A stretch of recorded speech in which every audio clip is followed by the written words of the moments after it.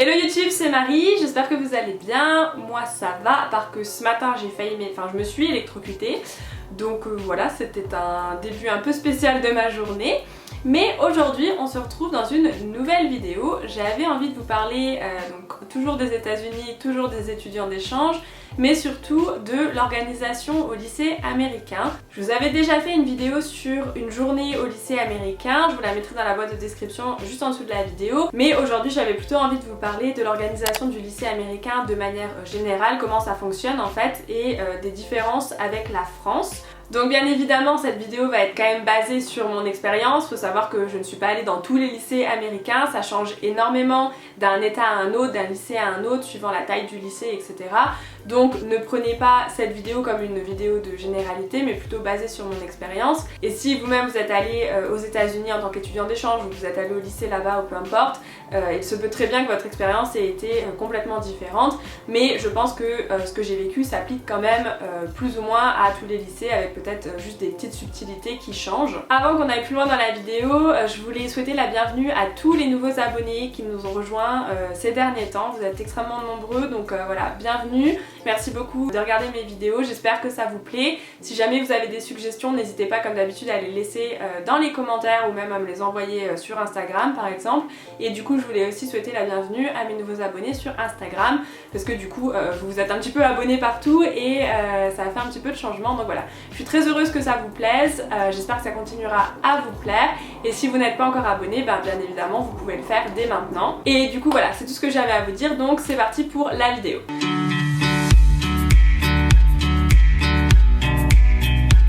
Alors la première chose dont je voulais vous parler, c'est les horaires au lycée américain.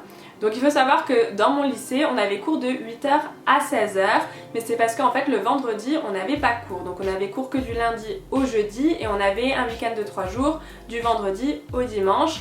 Mais je crois que dans la plupart des lycées américains, les horaires c'est plutôt 8h, 14h, 8h, 13h ou 8h, 15h. Et par contre ils ont cours du lundi au vendredi. Donc je crois que le statut de mon lycée était un petit peu spécial par rapport à ça. Mais moi j'aimais beaucoup parce que du coup j'avais des week-ends de 3 jours, donc c'est un peu le rêve de tout ado qui est au lycée je crois. Et c'était hyper bien parce que du coup ça me laissait plein de temps pour découvrir en fait les États-Unis, pas que à l'école, faire plein de trucs avec ma famille d'accueil. Donc ça c'était vraiment bien. Donc pendant ces journées de 8h à 16h, j'avais environ entre 30 et 50 minutes pour manger le midi. Et il faut savoir que les cours en fait ne duraient que 50 minutes. Alors qu'en France, en général, vous avez cours de 9h à 10h, ensuite de 8h à 9h, 9h à 10h, 10h à 11h, et à chaque fois c'est des heures pleines.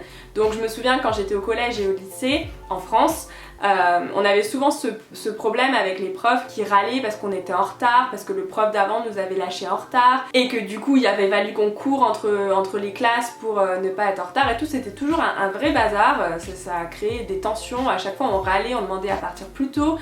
Là en fait vous n'avez pas ce problème là puisque les cours ne durent que 50 minutes et vous avez entre 5 et 10 minutes, je dirais plutôt 5 minutes mais parfois c'est 10, ça dépend, pour changer de classe, donc pour marcher jusqu'à votre prochain cours.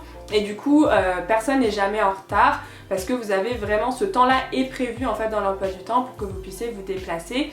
Et les profs aux États-Unis vous lâchent toujours à l'heure, voire, enfin en tout cas dans mon lycée, nous lâchaient toujours à l'heure, voire en avance.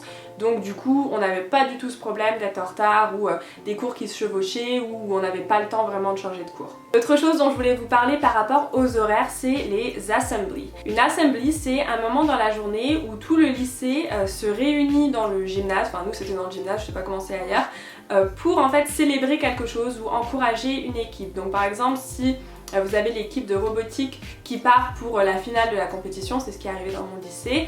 On s'est tous réunis pendant 3/4 d'heure, 1 heure peut-être dans le gymnase pour célébrer ça. Et en fait vous êtes dans les gradins, il y a l'orchestre du lycée qui chante, il y a la mascotte qui vient, il y a peut-être les pom-pom girls qui vont faire un show ou l'équipe de danse qui va danser, il y a un peu de musique, il y a les profs qui parlent, le professeur qui s'occupe du club qui va peut-être faire un discours et en général l'équipe qui est concernée va faire une démonstration de ce qu'ils vont faire à la compétition. Donc nous on avait ça, les assemblies, et il faut savoir que elles sont planifiées dans votre planning scolaire. Donc en fait le jour d'une assembly, les cours sont réduits. Donc par exemple si vous avez d'habitude 50 minutes d'espagnol, le jour-là vous allez peut-être avoir que 40 minutes ou 45 minutes ou 30 minutes d'espagnol. Et en fait ils font ça pour chaque cours, ils réduisent depuis les 50 minutes, ils réduisent à 40 minutes ou à 30 minutes. Je sais pas si c'est très clair. Et du coup les 5-10 minutes que vous gagnez vont en fait pour l'heure de l'assembly. Ce qui fait que vous n'avez pas besoin de rester après les cours pour une assembly ou vous n'avez pas des cours qui sont rallongés après l'heure normale. Votre journée scolaire en fait ne change pas, vous êtes à l'école toujours de 8h à 16h. Donc ça, moi ça m'avait un peu pris de court, je me souviens la première fois parce que déjà je ne savais pas ce que c'était qu'une assembly hein, parce qu'on débarque donc il y a plein de trucs nouveaux.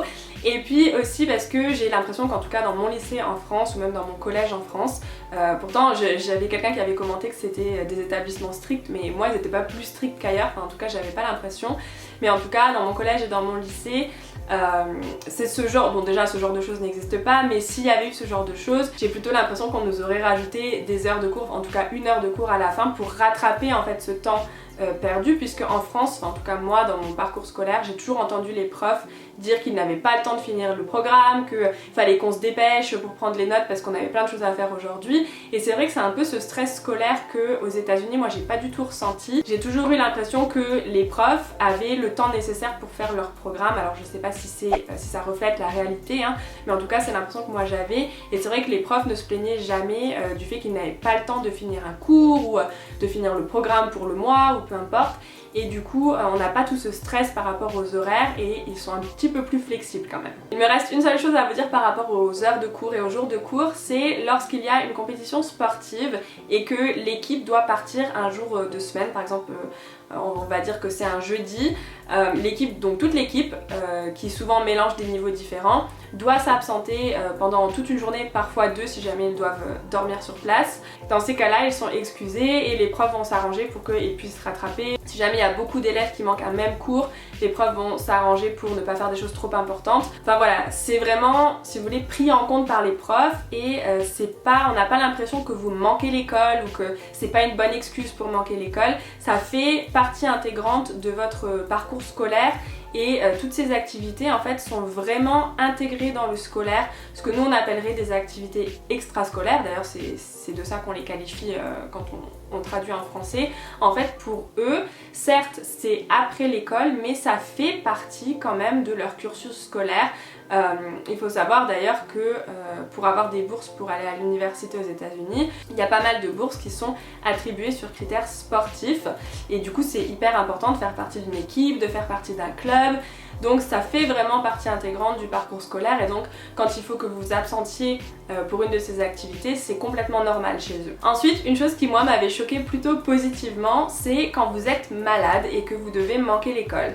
Il se trouve que en France, en tout cas de mon expérience, c'est toujours de mon expérience de toute manière, je me souviens que j'avais été pas mal malade quand j'étais au lycée et à chaque fois que je manquais les cours c'était toute une histoire. Il fallait que je trouve quelqu'un pour me donner les cours, qu'il fallait qu'à chaque fois qu'on scanne les cours parce que l'autre personne avait forcément besoin de ses cours pour faire ses devoirs et tout ça. Donc il fallait toujours qu'on scanne, qu'on se les envoie, qu'on aille les récupérer, c'était toujours toute une histoire. Et en plus je me souviens que quand on était malade, quand moi j'étais malade, j'avais l'impression de manquer 7 semaines de cours tellement on en faisait en 2 jours quoi. Et du coup aux États-Unis c'est pas du tout comme ça. Il faut d'abord savoir que, en tout cas dans mon lycée, le rythme scolaire était quand même beaucoup plus cool que le rythme scolaire en France. On faisait pas autant de choses en un cours aux États-Unis qu'on peut en faire en France, c'était beaucoup moins intense. Et il faut aussi savoir que si vous êtes malade, c'est le professeur qui va ramener le cours qu'il a fait à l'accueil du lycée sous forme de papier ou voilà de PDF, ce genre de choses, imprimé avec les devoirs à faire, avec tout ce qu'ils ont fait en fait dans la journée. C'est le prof qui amène ça à l'accueil, à l'administration et c'est à vous ou à vos parents, donc du coup si vous êtes malade c'est plutôt vos parents, d'aller récupérer ça. Et ensuite vous pouvez le faire à la maison, mais en tout cas ils n'attendent pas du tout de vous que vous allez demander à vos camarades de classe si vous pouvez leur emprunter le cours, si vous pouvez les scanner, tout ça, c'est pas à vous de le faire. Donc voilà un petit peu ce que je peux vous dire sur l'organisation des jours et des heures de cours. Maintenant ce qu'il faut savoir c'est que le lycée américain c'est 4 ans, c'est pas 3 ans comme en France, et vous avez du niveau freshman au niveau senior, donc vous avez les freshmen, les sophomores, les juniors et les seniors, du plus jeune au plus âgé. Et du coup, quand vous êtes freshman, je crois que vous avez entre 13 et 14 ans, ça dépend du coup si vous êtes début d'année ou fin d'année. Et les seniors ont entre 17 et 18 ans, peut-être 19 ans mais c'est quand même plus rare, c'est plutôt entre 17 et 18 ans. Donc pour comprendre le modèle américain, il faut un petit peu se détacher du modèle français tout simplement. En France, on a le niveau, donc par exemple vous êtes en 6e, en 5e, en seconde, en première ou en terminale, et vous avez aussi les classes. Donc vous avez par exemple, je suis en seconde 5, en seconde 2, en première 1, en première 2, en première 3, en terminale S, en terminale... Ça en fait aux États-Unis ça n'existe pas. J'espère que du coup ça va être clair. Si vous voulez, si vous êtes senior aux États-Unis, vous n'êtes que senior et c'est individuel. Vous n'avez pas une classe qui va en fait vous suivre tout au long de l'année et avec qui vous allez avoir tous vos cours. En fait, ce qu'il se passe aux États-Unis, c'est que vous pouvez choisir vos cours. Donc ça dépend des niveaux, il y a des cours qui sont obligatoires par niveau et il y a aussi des cours que vous devez absolument prendre si vous voulez pouvoir avoir votre diplôme à la fin du lycée. Ce qui fait que si vous voulez avoir une année senior un peu plus cool et moins intense, ce qui est souvent ce que la plupart des jeunes veulent, vous allez prendre les cours difficiles les 3 premières années et vous allez essayer en fait de vous débarrasser de tous ces cours intenses et difficiles pour pouvoir avoir une année senior un peu cool. Mais par contre, à aucun moment vous êtes assuré d'avoir en fait par exemple cours de bio avec certaines personnes et d'avoir cours de maths avec les mêmes personnes. Si par exemple vous avez maths avec Anne-Marie et vous avez bio avec Jean, Jean peut très bien ne pas être dans votre cours de maths et Anne-Marie peut très bien ne pas être dans votre cours de bio. Et encore plus que ça, vous n'êtes pas assuré d'avoir des cours avec les gens de votre niveau. Je vais vous donner un exemple, je pense que ça sera plus clair. Par exemple, quand moi je suis arrivée au lycée, j'avais jamais fait d'espagnol et je voulais faire de l'espagnol au lycée américain. Du coup, quand je suis allée voir le conseiller et que je lui ai dit les cours que je voulais, il m'a dit bah du coup tu vas être en espagnol 1 et tu vas sûrement être avec beaucoup de freshmen parce que comme ils arrivent au lycée, ils vont prendre espagnol 1 parce qu'ils en ont jamais fait et les seniors, donc moi j'étais une senior, hein, j'avais 18 ans, eux ont déjà fait espagnol 1, donc soit ils sont dans espagnol 2, soit ils font autre chose comme cours, mais tu vas sûrement ne pas avoir de senior dans ton cours d'espagnol. Et effectivement, quand je suis arrivée dans mon cours d'espagnol, j'avais des jeunes de 14 ans, moi j'en avais 18, donc en fait la différence en France serait carrément que vous n'êtes pas dans le même établissement. À 14 ans vous êtes encore au collège alors qu'à 18 ans vous êtes au lycée ou même sorti du lycée. Et du coup je me suis retrouvée avec des freshmen et je crois des sophomores et des juniors aussi dans ma classe d'espagnol. Et c'est un petit peu le fun en fait du lycée américain. C'est que dans les classes que vous prenez, dans les cours que vous prenez, vous pouvez vous retrouver avec des personnes de différentes classes en fait, de freshmen, sophomores, juniors ou seniors. Donc du coup, votre niveau, que vous soyez freshman ou senior par exemple, c'est vraiment individuel, ça s'applique pas à la classe et c'est pas parce que vous êtes senior que vous allez forcément avoir tous vos cours qu'avec des seniors. Et c'est aussi ça en tant qu'étudiant d'échange qui va vous aider à vous faire des amis. Et donc voilà pour cette vidéo sur l'organisation du lycée américain, j'espère que ça vous a plu et que vous avez appris peut-être quelque chose. J'ai essayé de vous expliquer le plus clairement possible. C'est vrai que parfois c'est pas évident non plus de se rendre compte en fait des différences et je voulais dire quelque chose aussi, c'est pas forcément mieux ou moins bien les différences, parfois c'est juste différent. J'ai reçu quelques commentaires, il n'y en a vraiment pas beaucoup, dans ma vidéo sur ma famille d'accueil où carrément les gens se permettent de dire des choses vraiment désagréables sur des cultures différentes et en l'occurrence la culture américaine ou même la culture australienne. J'aimerais bien que ce genre de commentaires ne soient pas postés, de toute manière je les supprime parce que c'est pas du tout ma façon de voir les choses, surtout quand les commentaires sont plutôt désagréablement méchants on va dire. Je trouve pas ça bien en fait de juger, surtout quand les gens qui postent les commentaires ce sont des gens qui l'ont pas forcément vécu. C'est sûr qu'entre les États-Unis et la France il y a énormément de différences culturellement, hein, sans parler politique ou autre. Mais ça veut pas forcément dire que c'est mieux ou moins bien, il y a forcément des choses qui sont super, il y a forcément des choses qui sont améliorées mais des deux côtés, mais les deux ont une façon différente de voir les choses et je trouve que c'est ça qui est intéressant. Et quand on parle des différences et qu'on compare entre guillemets, on n'est pas forcément obligé de choisir un côté ou un autre en fait, on peut juste simplement en discuter et reconnaître qu'il y a des différences et expliquer comment c'est sans forcément juger. Et du coup je vous demanderai de ne pas juger dans les commentaires, en tout cas de manière désagréable. Vous avez tout à fait le droit de donner votre opinion sur ce que vous préférez. mais faites-le dans le respect toujours. Moi je veux que ce soit une chaîne ici où tout le monde se sent bien et je veux pas du tout qu'il y ait ce genre de commentaires, même si encore une fois il y en avait pas beaucoup du tout, mais voilà, c'est le genre de commentaires que moi qui me dérange énormément.